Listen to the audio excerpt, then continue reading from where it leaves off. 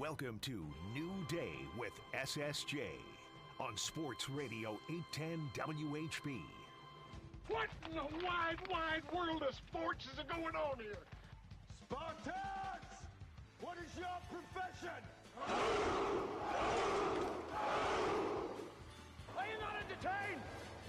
Are you not entertained? Is this not why you are here?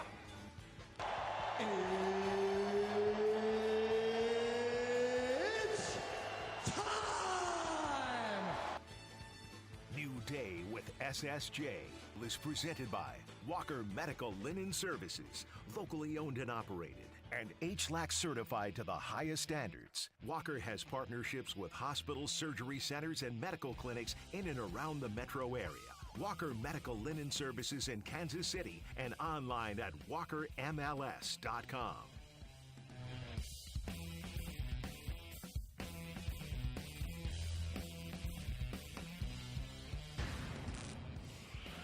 Chiefs. Yeah, right now, for me, I'm focused on training camp. I'm focused on football right now. Focused on getting this team to where it needs to be and focused on getting the line where it needs to be and getting myself where I need to be. So that's my focus right now. Last year, yeah, all pro, but I feel like, I still was learning so much. Last year was really my first time at the nickel position. And then this year, LJ leaving, moving to the outside, a whole different ball game. You know what I mean? Inside, you got help here and there. You can do things a little differently. But on the outside, on the island, you got to be a technician. And coming into this camp, knowing that I might have to do some more of that, it's been each and every day just working little by little on technique, and just trying to perfect myself out there. So, well, we know who our number one is, right? We all know that. And we're just trying to find guys, and we're going to have to find our next two best players, however that works out. We know NJ, Nazi's dealing with his little injury right now. Josh has been out there. Kelvin, there's a lot of guys mixing in there. But somebody's got to surface, and if not, it gets tough. You can have the best pass rush in the world, but these receivers get open quick if you're not able to cover them. So we got some developing to do. We certainly miss LJ, but somebody's got to step up there and take that play. I'm waiting for somebody to, assert themselves and say that, I'm that guy that can do it. The Kansas City Royals. The White Sox hosting the Kansas City Royals. Game 1 of a 3-game series. And it's off the end of the bat, and he will drive in the run. And the Royals take a 2-1 lead in the 4th inning. He's breaking out of a funk. Gets this one hard into right field. Ricky Lopez. They're going to send him. Here comes the throw from Renfroe off the line. And we are tied at 2 here in the 5th. Luis Robert Jr. coming through. Benintendi, he's 0 for 2. Benintendi grounds into the right field corner. Eloy's going to score. Back-to-back doubles to start the 6th, and the Sox lead 3-2. Aldi Young will bat. He's 0 for 1. Reached on a hit by pitch his last trip. Gets through the heart of the right side. Benintendi's waved in. He will score. The White Sox have plated 2 here in the 6th inning to take a 4-2 lead. And Andrew Vaughn bats first against Chris Stratton. And he swings and hits a shot deep to left, and it's going to go halfway up the bleachers. One of the longer home runs we've seen him hit here. 12th bomb of the season for Andrew Vaughn. Cue the fireworks on his Monday night. 5 runs for the White Sox. To Renfroe with 1 down. He is 0 for 3. And that's hit well to deep right field. And over the wall, Renfroe makes it a 2-run game.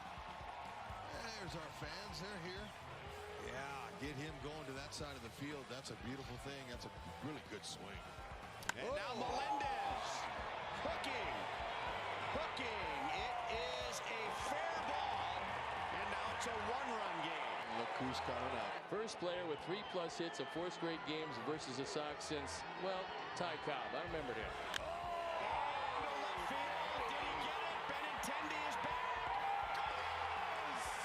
Grand slam. Bobby Witt Jr. in a 6-run 8th inning. But the point is that James MacArthur should be expecting the best now in this role. No way. Wow! You just can't draw it up any better.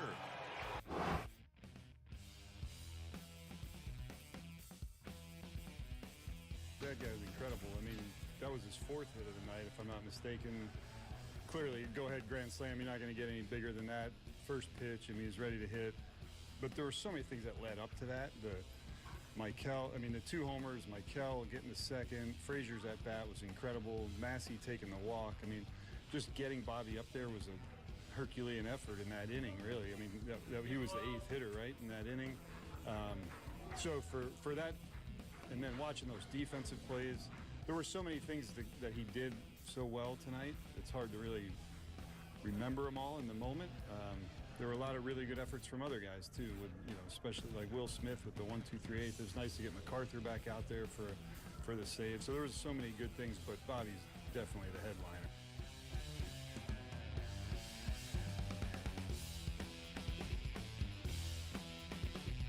Yeah, how about that? The boys are playing some ball, huh?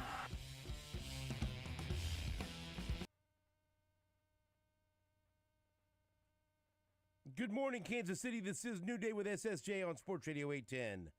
WHB. It's Tuesday, July 30th, 2024. Stephen St. John here with Jake Gutierrez and Vito the intern. Thank you so much for joining us. Today is Nate Bucatey's day to co-host, so he's not here. But we do have Jaime Bluma. What do you look confused for? I thought... What was it that I said that confused you? It's Nate's day to co-host, so of course he's not here. Right. I thought maybe I put that on the rundown. No, there's nothing. Okay. Yeah. Right. No. Huh? Yeah. Okay. Yeah. What did I say that's inaccurate? Nothing. I thought you were maybe reading off the, maybe I'd put that on the rundown. No, Tuesday's Nate's day to co-host. Yes. So he's not here. And I usually, if he is, then I usually put. Right. But I don't have it on there. Is today's day? Tuesday and Wednesday. So he's not here. Sometimes. Right. Figure that one out for me, Kansas City. I've been trying to figure it out for months. I've been trying to figure it out for about 18 years. I've been with you the whole time. Well, minus the gap. Whoa. Jaime Bluma is going to be here at 6:30. He'll talk baseball with us. We'll get a training camp update from St. Joseph, Missouri, from Pete Sweeney from Arrowhead Pride. At 8 o'clock, we're also going to talk to Jeff Chadilla via phone. He is right now on his tour of NFL training camps. Where's he at right now? I believe Greenbrier with the Browns, I think. That's my best guess. Where else has he been? Did he tell you? No, I mean, I think that's where he's starting out. Okay. I think that's his first visit. All right. We'll talk to Jeff Chadilla about that at 8:30. Then we'll talk to Andy Rogers. Heard a lot of highlights there. Some comments from Chiefs camp, but we're not going to get to that because we're talking about Bobby Witt Jr. right now. We'll talk about him for a lot of the show because Bobby Witt Jr. put on a show last night in Chicago against the White Sox. The game-winning grand slam, that was his 4th hit of the game. He had a wonderful defensive play to end the game. Yeah, the boys are playing some ball. He extended his hitting streak. He's hitting .545, 24 for 44 during that 11-game hitting streak. Damn! He is right now the best player in baseball. And I'm not interested in a debate. I'm not interested in the arguing. Look, I retweeted a comment from John Heyman. He's not a Royals guy. He's not a Yankees guy. He's just a guy that covers national baseball. And you can say what you want about him. Some people like him. Some people don't. Whatever. And innocent comment. He said Aaron Judge is defensive Yankee fans commenting, okay. He didn't say Bobby Witt Jr. is the MVP now. He didn't say he was better than Aaron Judge. I'll say it. I'll say he's better than Aaron Judge. Because what the MVP is turned into, the MVP is, okay, who's got the best offensive numbers? And that's it. And nobody looks at anything else. But if you factored in the position he plays, the premium position he plays, the defense that he plays at that position, and base running, and the all-around game, then Bobby Witt Jr. is the MVP. But there's too many people that have votes that are too lazy to do that. And that's just the truth. Okay. Got the highest OPS. All right. Who's got the best offensive stats? Okay, who's leading the league in home runs and ribbies? Whatever. Who's got the best counting stats? And that's fine. That's the way it's been done for years and years. Okay? But if you're talking about the most valuable player, you must look at who the most valuable player is and who is the best all-around player. He's the best shortstop in the game. I mean, look at the icing on the cake last night. Look at that defensive play that he made to end the game. Diving to his right, getting that ball, and then firing a strike to first base. But that's I'm not. There's so much baseball left to be played. It dismissed Bobby Witt Jr. when you're talking about Aaron Judge. Aaron Judge is having a phenomenal season. He is a fantastic hitter, but you must consider the entirety of their resumes and what they do offensively, defensively, and running the bases. And there's nobody that can do right now what Bobby Witt Jr. could do, and that's it. And that's not the, well, he sucks and he sucks. No. Aaron Judge is fantastic. Aaron Judge is one of my favorite players to watch in baseball. When Aaron Judge is at the plate, that's must-watch television. But Bobby Witt Jr. right now is the best player in baseball. Bobby Baseball, that's it. He is unfreaking believable. And we watch him every day. Or every day he plays, every day the Royals play. And it's hard to fathom what we're watching. It really is. Okay, so it's July 30th. We got 2 more days in this month, right? 21 games, because you got to factor in the All-Star break, days off, everything else. So they played 21 games. You know how many hits he has in 21 games? This month, in July, 21 games. How many hits? What would be good for you? I think most people say, give me a hit a game. I don't know. 21 games. How many hits does he have? Let's say a hit and a half. Let's say 30. He has 41 hits this month. He has 41 hits in 21 games. That's pretty good, pal. How many extra base hits he has? He has 16 extra base hits. You know how many games this month? How many games this month did he go hitless? How many games this month did he go without a hit? 4. 1. He's had 1 game this month where he didn't have a hit. How many 3-hit games does he have this month? 6. And he's That is really silly. And he's doing a 4-hit game last night. What do you think his average is this month? What do you think is a good average month? 375. 488. This month, Bobby Witt Jr. is hitting 488. That is really silly. With a 505 on base. And an 857 slug. Those are beer league softball numbers. If you were playing a video game, you'd call your friends and be really proud. They'll be the show. Come over and watch me. Look how good I am now. I can't be beat. That's why I used to hit on King Griffey Jr. baseball. That's a major league baseball player. If there was a guy doing that at AA or AAA, call him up now. This league can't hold him. This guy's a stud. He's doing that. You can't call him up anywhere else. He can't go anywhere else. He's doing this at the highest level of baseball, and he's making it look like a kid's game. He's not in 48 this week, 488 this month. And does it look to you like he's slowing down? He had 4 hits last night, and he did a grand slam to win the game.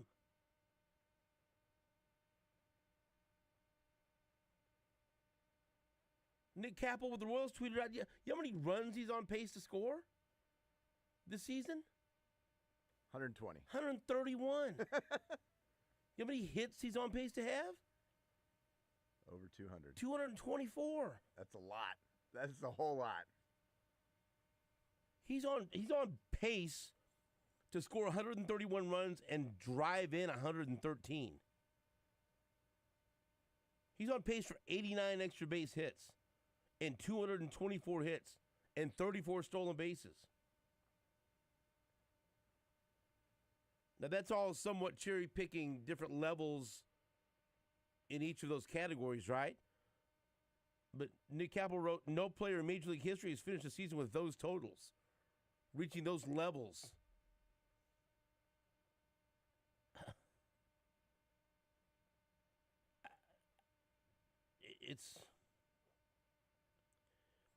It's stunning. It's just stunning. Chris Flexen was talking to the White Sox media after the game about Bobby Witt Jr., and he said, it's impressive. Chris Flexen, White Sox pitcher. It's impressive. I've got nothing for you. It's extremely impressive. Blank. Curse word. That rhymes with mitt. You have opposing Major League pitchers like, I don't have anything for you. It's impressive. What are you going to do? What are you going to do? Let's listen to Joel Goldberg on the field with Bobby Witt Jr. And this is cool. Joel posted this after the interview. The MVP chants on the road following Bobby Witt Jr.'s 8th inning grand slam and 2 ridiculous defensive plays in the 9th had Jr. calmly say to me off camera, pretty cool. My goodness, what else can the kid do? This is special. And yes, you had Royals fans in Chicago chanting MVP, and maybe a few White Sox fans, because what on earth do they have to cheer for? Besides, apparently Chris Getz making what looks like to be awful trades right now, and Chris Getz getting pissed off at his number 1 trade chip, Garrett Crochet. Have you seen this? We'll get into that with Bluma. He's welcome to being a GM, Chris Getz. But I know, by the way, the White Sox, and that's another reason. I mean, that just would have been a bad loss. You know, the bullpen couldn't get the job done against the White Sox, and that just would have left a mark. But Bobby Witt Jr. and look, and Matt Quintero's right. That was a team effort to get him into that position to win that game. A lot of guys, a lot of heroes in that inning, in that eighth inning. But Bobby Witt Jr. gets the headlines. We'll go through that inning here in a minute. But I just want to mention that the White Sox have lost 15 straight games, which breaks their previous franchise record of 14, which was set in June. Now you guys are laughing. Now how do you think that feels? All right. Oh, we're very familiar. Hey, it's June. We've set our franchise record for most losses in a row, 14. Hopefully it'll be a long, long time before we break that record. It's July. They just broke it.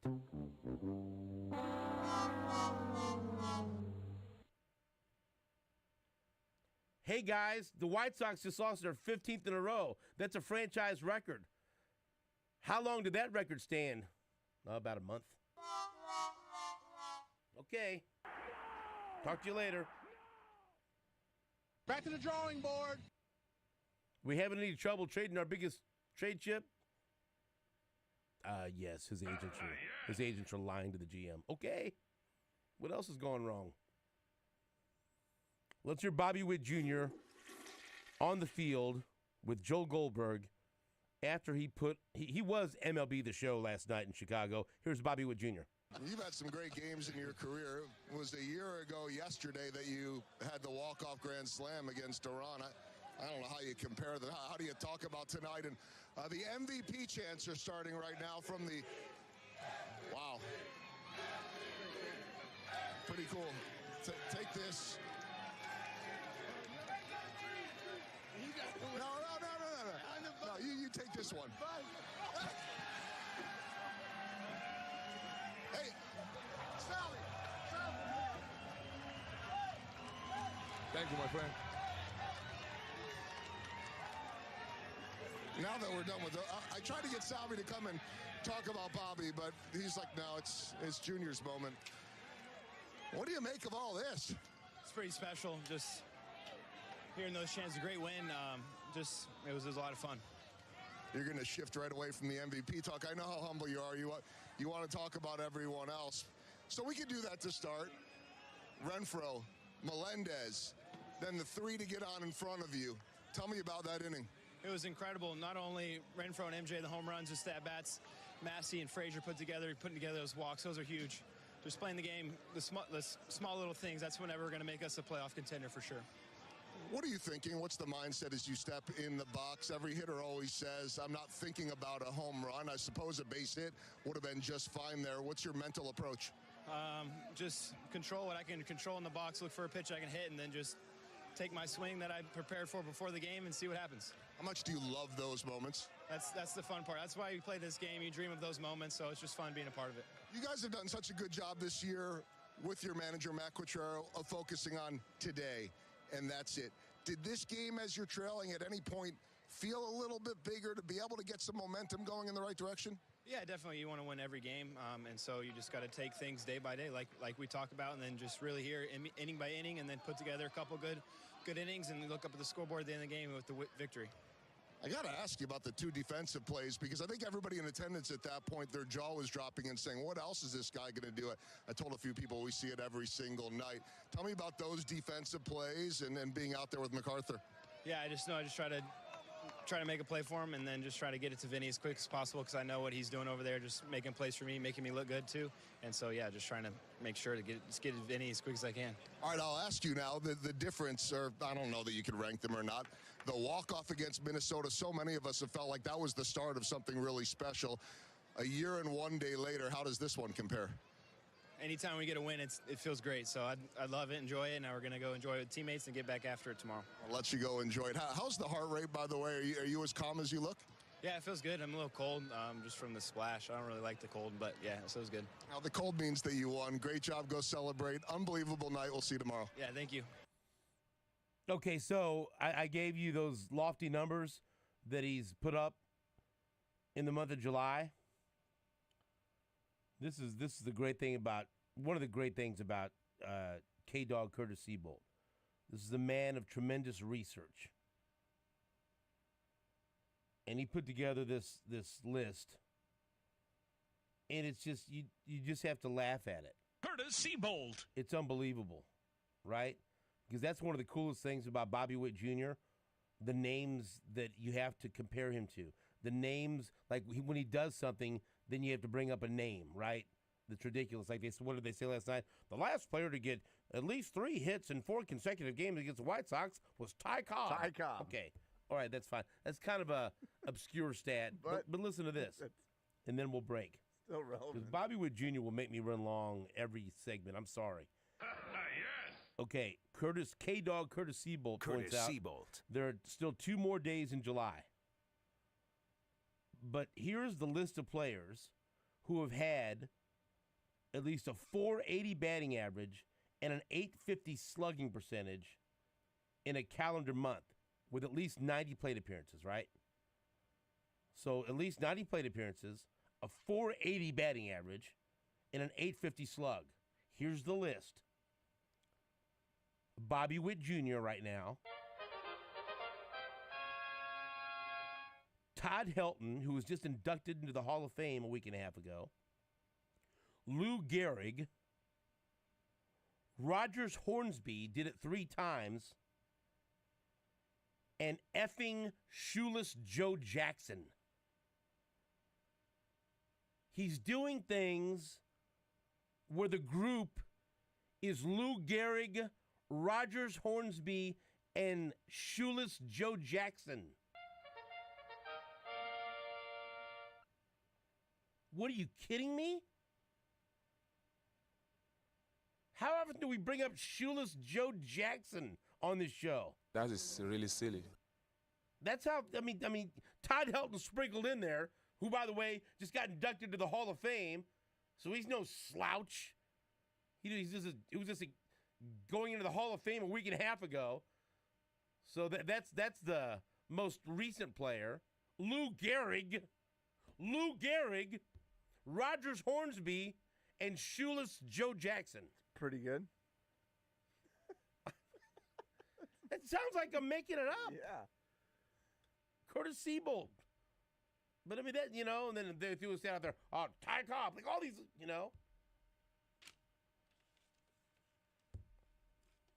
I've never seen anything in my life. That's what it makes me feel like. It makes me feel like I'm crazy. I have never seen anything in my life. Take a break. I need coffee. I need some of this hydrogenated water. I need my ginger cayenne shot. Need mushroom coffee. All kinds of stuff. This Bobby Wood Jr. has me feeling things, man. Feeling emotions I didn't know were there. That's all. MVP. I don't care. I was chanting MVP on the way to work. So what? It's New Day with SSJ. We're talking about Bobby Wood Jr. pretty much all day. Wow.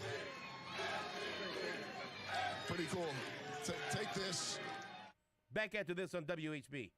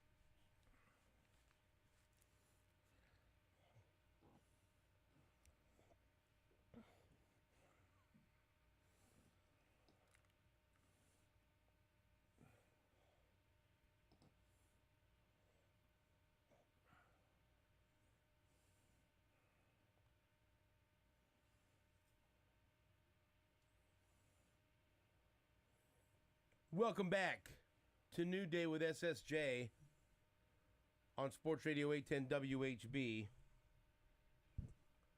We have former Royals reliever Jaime Bluma in studio. Bluma. I could have been here at 5. Yeah. It's we've seen a lot of baseball over the years since we've been on the radio together. We've talked about a lot of great players and great performances. I mean, that was, and so I'm older, so I am very cautious when I say this because I've seen like great individual performances, and I saw great individual performances, you know, from like especially George Brett, right? Sure. And it's hard to, like Game 3 of the 1985 ALCS when the Royals were down 2-0 and Brett had this unbelievable performance. And remember, got the baseball afterwards and went and just stuck it in Dick Hauser's chest. You know, that was for you. Go back and look at the box score from Game 3 of the 85 ALCS. It's you know, it's harder for me, you know, pitching's easy. You can think of great pitching performances, right? You think, I mean, because it's one individual performance, right? It's hard to. You're not gonna get much better than, you know, Brett Saberhagen, the shutout in Game 7 of the World Series, right? I know it's not up there, but just like because of what happened afterwards, and because I was with my dad and everything else, Game 6 of the World Series in 14 when Donovan Ventura had that great performance. You know, that's one of my favorites. But we think about just like great individual performances. And George Brett, I remember watching him hit 3 home runs in Tiger Stadium.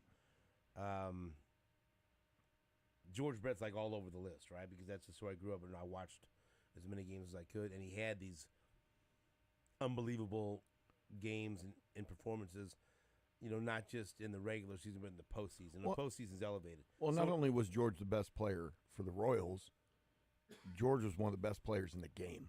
You know, we were lucky to have him here. One of the greatest postseason hitters ever. An OPS over 1,000 in his lengthy postseason career, which is astonishing. But last night, that was one of the best like regular season performances I've ever seen from a Royals player. Like I can't, and there's other. I mean, Kevin Seitzer had a game where he had 6 hits. I mean, right. there's Jake's in there giggling. Remember that one, Jake, or no? I mean, because they're just good players, not great players that have had great performances. But like this was a great player having a great performance that they needed every bit of that great performance to win the game, and then they won the game in dramatic fashion, and then he ended the game with this. By the way, if you haven't been impressed enough, let me end the game with this defensive play. Right. Let me just throw this out there. All the different things I can do. Mix in a web jet. Yeah, and like a go-ahead grand slam. It's just all of it. It's just crazy. And in the month that he's hitting almost 500, you just run out of words. I'm not even doing a good job of like describing it. It's just like it's hard to even compare it to anything. And I'm very cautious because there's been so many outstanding players in this organization, but there's only been a few like great players, and the greatest has been George Brett. And this is like these are things. That's the way I felt like as a kid when I would watch George Brett do something with my grandfather or my mom, and would sit there and be like, I can't believe how good he is. I can't believe he's our guy. I can't believe how great of a hitter he is. And now it's like Bobby Witt Jr. does this, and I'm left with, I can't believe how great he is. I can't believe what he's doing. I can't believe he's our guy. Those are the kind of emotions I get. I'm watching that, like, it's not registering. Like, how can he continue to do more? And he is. And he does. And then he does. And then he does. And this is what I think about, not just last night. I mean, Jake and I were talking about it before I come on here. Like, once the White Sox went up 5-2, I'm a little bit checked out. I'm watching some fun Olympic stuff's going on. Excuse me. And then I'm keeping – I got the game going on my iPad, and then they hit – Renfroe hits the home run. Okay. Then Melendez hooks the home run. Okay. And then, I'm back off the Olympics. I'm tuning into the game. And, right. of course, then you watch all those great at-bats, and then he hits the – there's no way this is happening again. Like earlier, 40 minutes before that, I'm like, we can't let this White Sox team beat us as bad as they are. Me too. Because their bullpen, and then I'm on a gajillion different group texts and our bullpen's struggling. And then to come back and do that. And then as you and I are sitting here talking this morning, I think back of. You should have heard the same things I said about the bullpen before this happened. When have I ever paid attention over an extended period of time over what somebody else is doing? And I go back to when Barry Bonds was doing what he was doing that year, where he either got intentionally walked or he hit a home run. Like you're tuning in and trying to figure out what he's doing. I remember when McGuire and Sosa are in the middle of them homering back and forth, and those kind of things. You pay attention when somebody's got a long hitting streak going on. They try to. You don't see many hitting streaks that approach 30 games or something like that. But I don't know if I've ever seen. He's our player. He's here, so we're paying attention every single game, and it's still astonishing when you read out those names that you just read out. Like, think of the hundreds of thousands of players that haven't done that are really, really good, and then you throw out Todd Helton is the kind of the outlier on that list when you say Rogers, Hornsby, and Lou Gehrig. But Todd Helton's Hall of Famer. Correct, and he's doing things that barely anyone in this game has ever done over an entire month. Right. The low end of that list is a freshly inducted Hall of Famer. Right. And so in Royals history, or at least since you've been watching the Royals, how many times have they had a player where, he's up, I got run to the TV, run to the radio, I gotta watch him hit every at bat. Every at bat. And again, I gotta go back. I know some people will say Bo Jackson, that's fine, but I got to go back to when I was a kid with George Brett. And you talked about things like that happening, great things happening, like in 1980 when he was the chase for 400. Right. Or the 30-game hitting streak that he had where you can't miss anything. Or I felt that way in 1990 when, people were trying to shovel dirt in his career. And I remember I had the briefest of stints at Penn Valley Community College, so brief, and then I broke my ankle. I had to drop out. But I was there in some class, and they were playing an afternoon game, and I might have been the last game. And it was to see if he could become the first man to win 3 batting titles in three different decades. And it was like, and nobody thought he could do it at that stage in his career. But things like you were just watching every at bat. That's all I have to compare it to right now. Because you look at the numbers and what he's doing right now, he's on his way to having one of the greatest seasons in Royals history. One of the greatest seasons in Royals history. And man, let me tell you something. You got to go back. Miss me with what's happened over the past couple of decades. You got to go back and see the kind of seasons that George Brett and Hal McRae and Willie Wilson and Amos Otis and those guys had. To even understand how powerful of a statement it is to say he's having one of the greatest seasons. And I don't know when it's all said and done, nothing can ever touch the 80 season for Brett because he hit 390 and he had more ribbies than games played, which is ridiculous. Ridiculous. But this season, what do you even compare it to? Well, and because of his skill set, you have to add in the defensive. You saw it last night to end the game, and then the stolen bases, and then the base running in general, going from there you go. Home to third. That was next for me. The things that, with his skill set, the things that he does that George did a lot of things great, but he didn't run like Bobby Witt does.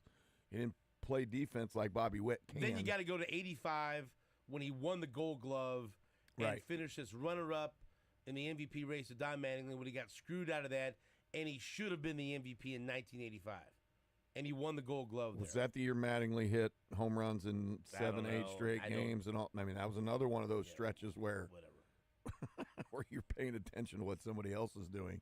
Him or Ken Griffey Jr., I think, homered in 7 or 8 straight games. But, I mean, we've known the skill set that Bobby Witt possesses since the day we drafted him. And for him to be doing this at this level, is unbelievable. It's funny, too. Jake, you just got to laugh. Like, you have to hold my hand and walk me through this. he's hitting 480-something for the month. Because you know how I am, right? I get real vindictive about things because I think people should be held accountable for what they say, at least on this show. I mean, Bobby, by the way, he's 24. He's 24, right? And it was just like when he was 22 years old and showed some struggles, I'm still amazed at how quickly people wanted to jump on this kid. Oh, he's not living up to he's never going to be an on-base guy. He's just, and we all, Jake, Hey, there was a game earlier in the Do I season need to say it? in a situation where, like, should he be more patient during the Right. Like, But just like questioning him overall. And I would say, like, he's 22. Could you just let him go play?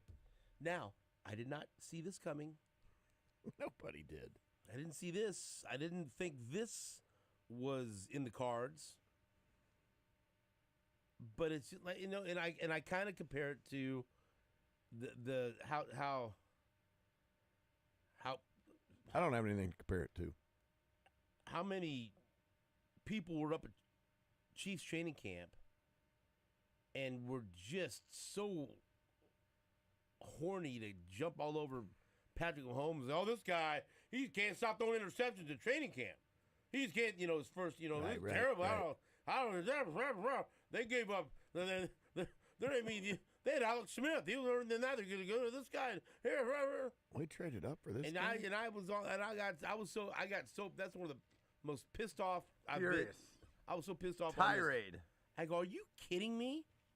Because somebody asked me back here, what do you think of the story now that about Mahomes on the interception? I go, is that what some sane person is taking away from this training camp? Because I was up there watching, and that wasn't the story. It was all the great throws and everything else, and you could see that Andy Reid was telling him, yeah, try that. Yes, try that. Do that.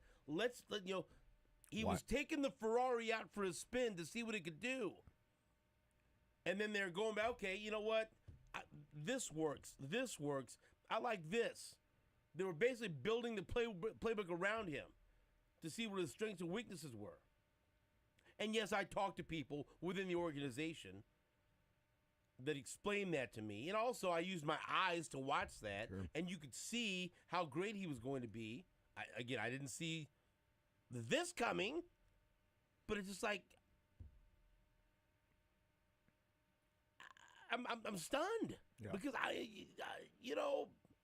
the Bobby Wood Jr. thing, I thought he was going to be a franchise type player. But there's no way that I would have ever come close to predicting what he's doing right now. And I love baseball. I consider myself a baseball lover. I've had a lifelong love affair with baseball and rotisserie baseball, and I love statistics, and I love the history of baseball, and I feel like one of the things I've been pretty good at in my life is evaluating prospects. I take great pride in that, and I'm astonished at what I'm seeing right now. I can't believe how good he is. I just can't believe it. I don't know that I've ever would have projected him to have a season like this in his career. In our wildest dreams. He's hitting 347, by the way. And like the other thing, I didn't know that Like, there was at least a question about whether or not he'd be able to hold down shortstop. Remember that? Yeah, we talked about him having to improve defensively. Remember them days? Well, he may not be. Maybe he's a center fielder. Remember Maybe that he was should out move. there? Oh, he needs to move to third. Good God. We have a shortstop. He needs to move to third. But, like, my point is, even the people that were bullish on him, that were highest on him, are overwhelmed with what they're seeing right now. Like, oh, my God, I thought he was going to be great, and he's even better than that. Or, oh, my God, I thought that the Royals hit a home run when they drafted him, and he's even better than that. He's like he's exceeding everyone's expectations in every way. Well, and I've said it before, and the fun thing is, every time you hear him post game, he just loves playing this game, and his get it factor is a 10, 6 tool, whatever I've said before. Like, that's awesome. And the last time I was with you guys here was, man, I hope being in the home run derby doesn't jack up his swing. Hey, maybe being in the home run derby helps you lock in, apparently. Yeah, and doing all those things. Holy smokes. And look, over my 26 years here now, 20, I've seen some horrific baseball and some horrific football. We did our time. We have. You know, we went through the what happened with the Herm Edwards era to the Scott Pioli, Todd Haley, Romeo Crennel era that led to them having the number 1 overall pick. We went, we all, NEGC had suffered heartbreaking losses that scarred us for life in the playoffs. For the Royals, yes, we had 1985, and then just we were in the desert with no water, with nothing, just left with bad baseball for decades. And then we got 2014 and 2015, and there was some good baseball surrounding it. But then the last few years, and then last year, has just been god-awful. But here we sit in the year of our Lord 2024. And I could sit here and tell you with a straight face that Kansas City has the best football player in the NFL and the best baseball player in Major League Baseball. Jake and I were just saying that too. And Together. like, man, and he's signed long term. Both of them signed long term. Neither one of them like, oh, I don't know how long they're going to keep him. And right now, I'm going to say it, the peak, but I don't know if we've seen the peak from either one of them. Can't answer that now. But just right now in their primes. And I it's like, is this a simulation? Is this happening? Is this real? Do I want to pinch myself? This is unbelievable. I don't even want to say anything to jinx it. I'm just like, hey, let's just watch. I mean, let's just watch. How lucky are we to be Kansas City sports fans in this time right now? I had a conversation at the Hi-Ho in St. Joe with a super drunk guy that kept calling me by my entire name. And he would kind of go out, he put his head down, like he's recharging his battery. And all of a sudden, Stephen St. John, I had a question for you. Stephen St. John, when's it ever been like this? How, with the Chiefs and the Royals, and then K-State football, Kansas football, Missouri football. I said, it hasn't. Never. Never, ever. Never. And then he'd go back to sleep. And I said, great point, sir. Recharge your battery. It's just amazing. It's amazing. And what we watched last night was just amazing. I don't know what else to say. I've never seen anything in my life. Bobby Witt Jr. and Patrick Mahomes the second. It was Patrick Mahomes' bobblehead doll last Friday out at the K. Yeah. I don't know what to tell you. Keep watching. Right. Yeah. Right. Now all Bobby Witt Jr. has to do is put this team on his back and lead them to the playoffs, please. All apologies, despite the what looks to be a bullpen that's falling apart. At some point, we have to get to what's actually happening with the team. We'll talk about that in a minute. But this could be a big day. The trade deadline is today at 5 o'clock, and the Royals. Hey, they won the game, but I think they were reminded. Oh my God, do we need another bullpen armor or two if they can get it, at least one. Please. We'll take a break. We've got Jaime Bluma in studio. It's New Day with SSJ on Sports Radio 810 WHP.